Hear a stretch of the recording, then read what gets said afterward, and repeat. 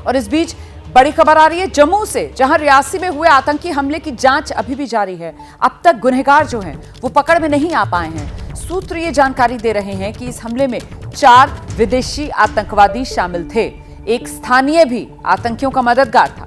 2 आतंकवादियों ने श्रद्धालुओं की गाड़ी पर गोलियां बरसाईं। 2 आतंकवादियों ने कवर फायर किया। स्थानीय शख्स जो है वो जंगल में उन्हें छिपाने की मदद मुहैया करवा रहा था। अभी सुरक्षा बलों का ज्वाइंट सर्च ऑपरेशन इन जंगलों में जारी है, लेकिन अभी तक इन आतंकवादियों का कोई सुराग हाथ नहीं लग पाया है।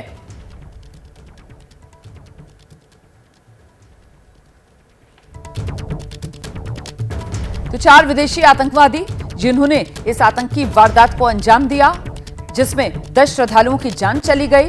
हम सीधे आपको लेकर चलते हैं। हमारे साथ हमारे सहयोगी अजय बाशलू इस वक्त मौजूद हैं। जरा जानते हैं अजय बाशलू से कि आखिरकार सर्च ऑपरेशन इन जंगलों में जारी है, कितनी बड़ी चुनौती है इन्हें खंगालने की और इन आतंकवादियों तक पहुंचने की। अजय।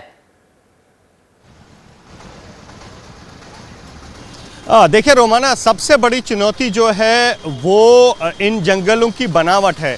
हम खुद इन जंगलों में गए थे कल, और इन जंगलों की जिस तरह की बनावट है वहाँ कुछ मीटर के बाद बिल्कुल दिखाई नहीं देता। लंबे लंबे पेड़ हैं, बोल्डर्स हैं, पत्थर हैं और झाड़ियाँ हैं, घनी झाड़ियाँ हैं। और ऐसे में इन जंगलों को खंगालना सुरक्षा बलों के लिए एक टेढ़ी खीर साबित हो सकता है। और उससे भी बड़ी बात रोमाना की ये कि जिस तरह से विभिन्न जांच एजेंसियों की जांच इस दिशा में आगे बढ़ रही है, तो एक बात बिल्कुल क्लियर है कि इस इलाके में जो आतंकी घूम रहे हैं उन्हें वहां लोकल सपोर्ट है, यानी कि जो ओवरग्राउंड और अंडरग्राउंड वर्कर्स हैं उनका एक ज़बरदस्त नेटवर्क है, जिसकी मदद से ये आतंकी सुरक्षा बलों की आंखों में लगातार धूल झोंक रहे हैं। इस हमले की बढ़ाने वाली बात तो ये है कि ये कश्मीर घाटी नहीं बल्कि जम्मू के इलाकों में इस तरीके के हमले हो रहे हैं, और इसी वजह से ये चिंता और बढ़ाता है। फिलहाल बहुत शुक्रिया आपका अजय बाशलू इस तमाम जानकारी के लिए। देखिए, घटना के बाद से ही इस पूरे इलाके में सर्च ऑपरेशन तेजी से चलाया जा रहा है। ड्रोन के जरिए भी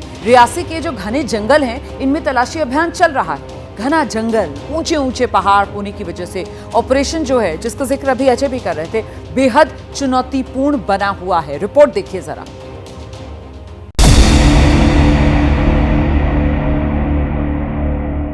ये पौनी के जंगलों की तस्वीरें हैं, और इन्हीं जंगलों से निकलकर रविवार शाम करीब 6:10 पर आतंकियों ने के एक गुट ने घात लगाकर इस बस पर हमला किया, और उसके बाद जब बस इन जंगलों में की खाई में जा गिरी, उसके बाद वो आतंकी दोबारा इन जंगलों में छिप गए।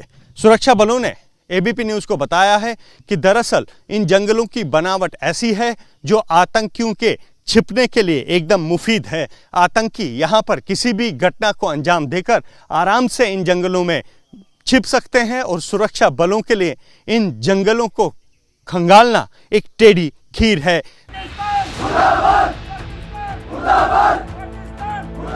इसी वजह से इलाके के लोग भी नाराज हैं। रियासी के लोगों की शिकायत है कि दुर्गम इलाका होने के बावजूद यहाँ पर पुख्ता सुरक्षा व्यवस्था नहीं है।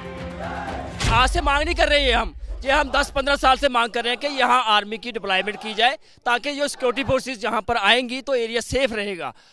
चंडी मोड़ से लेके हरिचुमर से लेके डांगरी, मैं इस एपिसोड को डांगरी के साथ जोड़ूंगा। ये जो एपिसोड यहाँ पे हुआ है, ये जितना भी 50-60 किलोमीटर का एरिया है, ये बिल्कुल भगवान के सहारे है। यहाँ पे बिल्कुल कम मिनिमम पैरामिलिट्री फोर्सेस और मिलिट्री का यहाँ दबदबा था पहले, 10 साल पहले।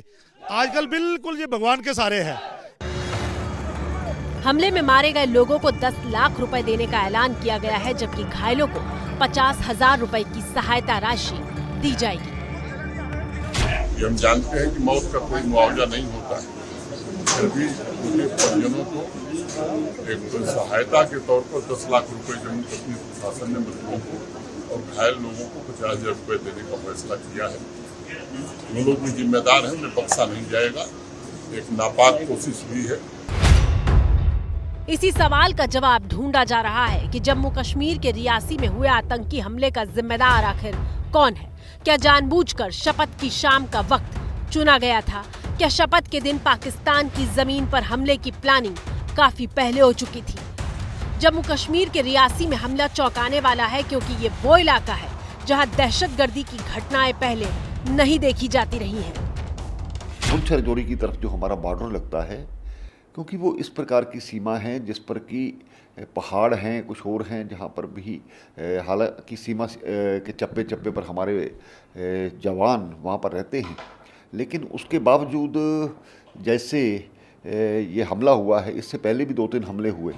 ऐसा भी नहीं कि हमारे सुरक्षा बल कहीं काम करने में सक्षम नहीं है, लेकिन चिंता का विषय है। रणनीति नई, स्ट्रेटजी नई होगी ही तो निश्चय इसको मार गिराया जाएगा। और अब विरोधी भी सरकार से रियासी जैसे इलाकों में हुए हमले पर जवाब मांग रहे हैं। इस हुकूमत के दौरान पिछले 5 साल में ये हमने देखा है कि जिन जिन इलाकों को हमने मिलिटेंसी से पूरी तरह से आज़ाद किया था, वहाँ पे नए सिरे से अब मिलिटेंसी देखने को मिल रही है। यही हाल पुंछ में, यही हाल राजौरी में, अब ये हाल रियासी में। तो ये कोई हैरानगी की बात नहीं है। जम्मू कश्मीर में यह हमला ऐसे वक्त हुआ है जब श्रीनगर में खीर भवानी का मेला शुरू होने वाला है। हमले के बाद कश्मीर घाटी अलर्ट पर है। 16 जून से शुरू होने जा रहा ये वो मेला है जहां कश्मीरी पंडित अपनी कुल देवी की पूजा करते हैं। यहाँ पर जो है श्रद्धालुओं के साथ साथ काफी ज्यादा तीर्थ यात्री भी आए हुए हैं। हैदराबाद से यहाँ पे लोग आए हुए हैं और यहाँ पे एक विशेष पूजा कर रहे हैं। क्या कुछ ये पूजा है, क्यों ये लोग आए हैं? महिलाएं ही हैं जो पूजा में शामिल हो रही हैं। शांति बनाने के लिए हम आए हैं इधर, और सब इधर इकट्ठे हैं, सब उसी दिशा में हम काम कर रहे हैं। हाँ, हम जानते हैं यहाँ क्या गुजरी है, यहाँ क्या क्या हुआ है, पहले हम जानते हैं। अभी भी खतरा तो है ही है, तो रिस्क लेके इतने लोग आए हैं उतने दूर से। रास्ते में हम बीच बिहाड़ा में जो बंद पड़ी मंदिर को भी हमने रात में खोल के उसका दर्शन किया है। इसी महीने की 29 तारीख से अमरनाथ यात्रा भी शुरू होने जा रही है।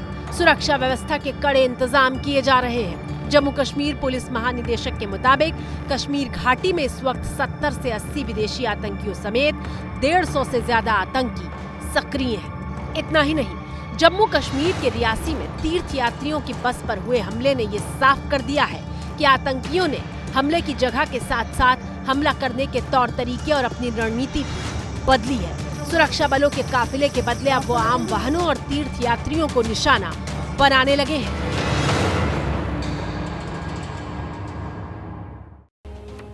तो आखिर आतंक का आका कौन? Search operation